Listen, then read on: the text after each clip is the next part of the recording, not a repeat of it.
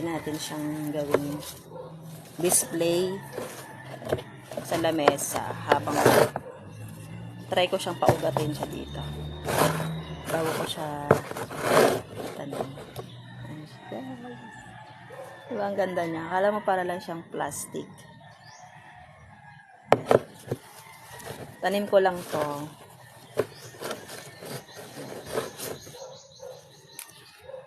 Ang cute niyang tignan.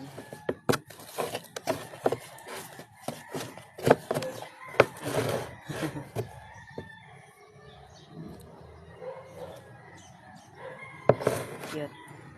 Diba? Kahit mga tanim-tanim mo lang sa ano na mga halaman, pwede mo siya pang display sa lamesa.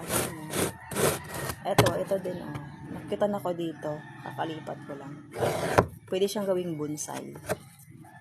Gugupitin ko yan pag natapos yung bulaklak.